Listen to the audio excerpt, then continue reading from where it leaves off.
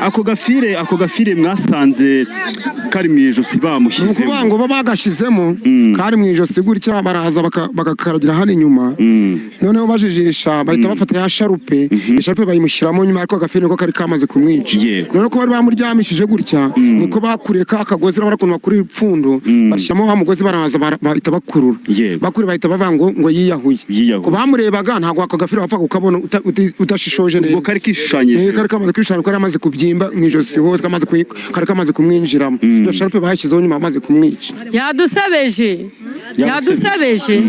ubu ngubu nk'isharupe yamwicishije ubu nta mugore uzongera kubwira umugabo ati ngurira isharupe kuko ari kumva ko isharupe ari iri mu kazi ntabwo yayigura reka azi ko isharupe ari iri mu kazi ubwo wabwira umugabo wawe ati ngurira isharupe ubonye bujene yayicishije umugabo sharupe nibibaho yadusebeje cyane twanasebye yabasebeje yego hanyuma bivugwa ko Asieri yiyitaga ako kazina ngo nakahe kazina Kabuno Keza Maribori hari nakandi kazina mangazini na mangazini y'abagore ngo yari amangazini y'abagore yakundaga abagore ku buryo n'umugabo ngewe mpagaze ku maguru yanjye abiri yego n'umugabo upfuye atazi undi mugore uko n'ubundi bari baramuroze nta buzima yari afite ndarivuze ndataha iwanjye nta buzima yari afite nubwo wumvaga yagendaga gutyo umuntu yamushakaga akamubura ubundi nubwo bamwishe akabavuyeho bamwishe kera bamwishe aharyoshye bamwishe aharyoshye kaza akaguhobera ariko akaba nta kintu yagukoraho bari baramwishe kera bivuze ngo mwamushakaga mukamubura umugore we neza uwamwishe niwe wamwishe ubundi Siyeri ni umuntu washyukwaga iwe ariko ku bandi ntashyukwe bari baramurangije rero n'ubundi rwose turababaye ku bw'urupfu rwa Siyeri yego nanjye nkurikije uko namubonaga yego ikibazo kibaho ngiye natanga urugero hari nk'umudamu nawe wigize kwica umugabo we gutyo amwicishije majagu yafunzwe amezi 6 yonyine ahita ataha leta rero nayo nta mbaraga igishyiramo ko umuntu wishe undi kuko hari n'undi uherutse kwica undi hari ahantu nyabagendwa bita muri Dobandi ni amezi 6 yo ntanagezemo ahise bamurekura arataha n'uyu ngubu Jeniya ni mu minsi mike tukabona aje sibyo nta mbaraga ikibishyiramo niyo mpamvu nanjye ubwanjye wenda bitewe n'umutima wenda ngira nanjye nkurikije nshobora kumubona nkavuga ati wenda uyu mudamu yarambangamiye nkanamwica kuko ndagenda bakamfunga amezi 3 nkitahira nkamushyira hasi kuko nta kintu byaba bikivuze leta rero njye ndumva yakongera ibihano bikakaye umuntu wishe undi nawe bakamuha igihano bamufunga burundu bamuzana nawe bakamwica nk'uko mbere oya bajya babafatira igihano gikakaye nta kiriho ariko bajya babafatira igihano gikakaye ku makuru twafashe yamaze kumwica ava hari iwe aza muri urugo rwa hano arangije abwiye abana ngo siko ndamushoje arangije umwana umuntu waje kumurana nawe mu gitondo ariko abwira abana arangije mu gitondo umwana waje kureba umugore waruje kumureba ngo bajye gucuruza ihene yabwiye umwana ngo genda ngo nge sinshaka gusura muri rugo umwana we ahita abwira wa mama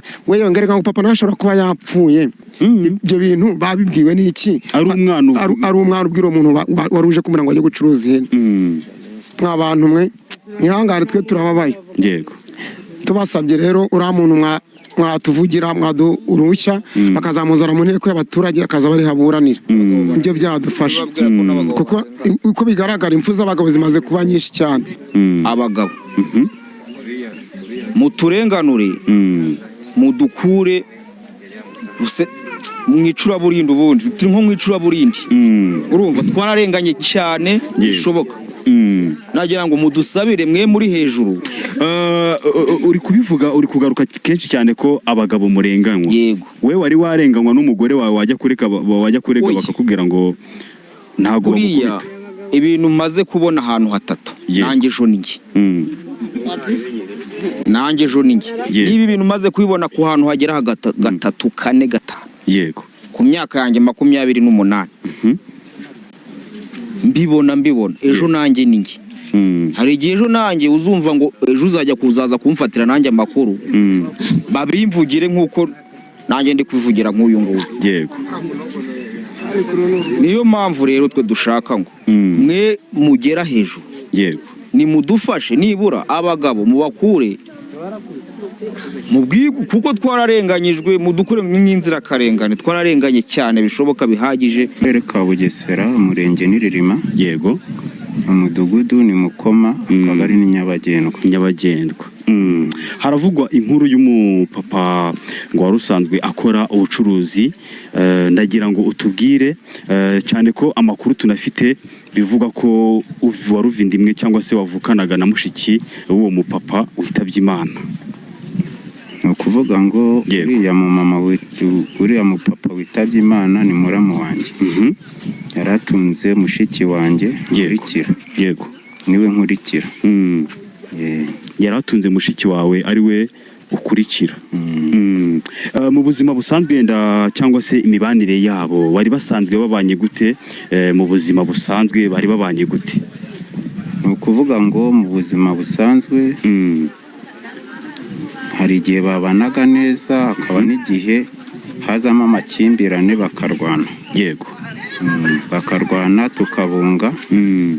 Mu gihe cyo kubunga hakaza igihe gitoya. Yego. Bagasubirana ubundi bagashwana. Nuko ubwo buzima niko bari barimo, ariko umugabo we bigeze gushwana ageraho naho afungwa. Umugabo we arafungwa, ageze aho ararekurwa.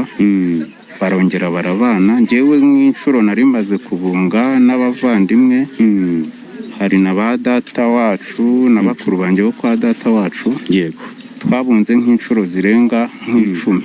10 zose ziranarenga mubunga tubunga. Yego. Bashwana bakongera kugeza nubwo njyewe nabwiye mushiki wanjye nkamubwira ati wagezaho ukakagatanya kugira ngo muzajye mushwambagurana mupfu busa buri munsi mwabyihoreye, buri muntu agacukwa agahigira ukwe ko ntawe utarabyaye, mwese mufite abana. Yego.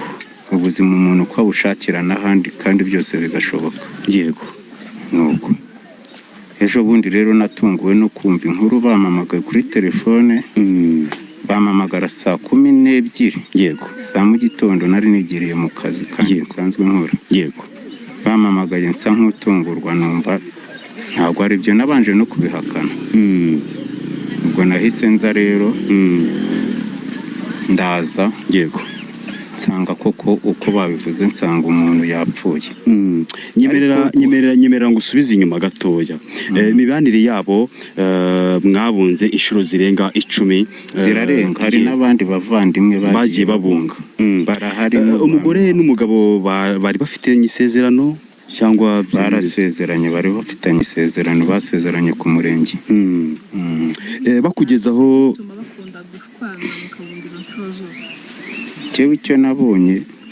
icyo nabonye cyo gushwana buri munsi. Yego.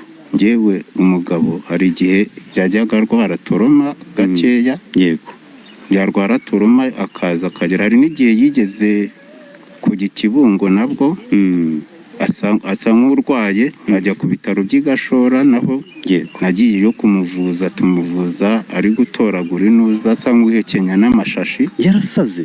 Yasa nk'uwasaze. Igashora rero baramuvura. Bamaze kumuvura hari n'inkwavu yazanye n'imbata byose abita mu Kagera. Ibyo ngibyo nabihagazeho, nagiye n'Igashora ku bitaro by'Igashora. Yego. Naho amakuru arazwi. Aravurwa. Bigeze aho nyuma yaho yafunzwe nyuma. Nabwo bari gupfa amakimbirane, RIB yaraje. Bajya kuri RIB baramufunga. Bamufunze nyuma yaho yamazemo sinzi ntago nibuka ariko umwaka urarenga. Araza barongera barabana. Yego. Nyuma yaho amakimbirane arakomeza.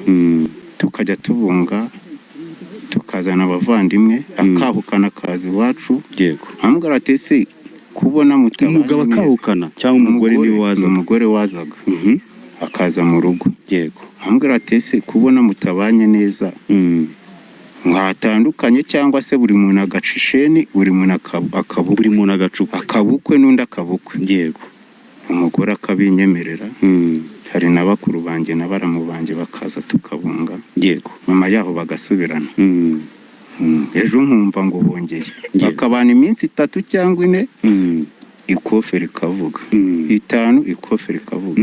Icyo gihe yenda mubunga inshuro zirenze 10 ntago mwajyanaga n'ubuyobozi kugira ngo bube bwafata imwanzuro cyangwa se icyemezo cyo kubatandukanya, ari ubw'umurenge ari ubw'akagari ari ubw'umudugudu. Yego, ndumva bose babizi, barabizi. Harimo n'abayobozi bigeze kuzana ngo tubunge, turabunga, basubira mu rugo. Ambabarira nkitaba nta kibazo.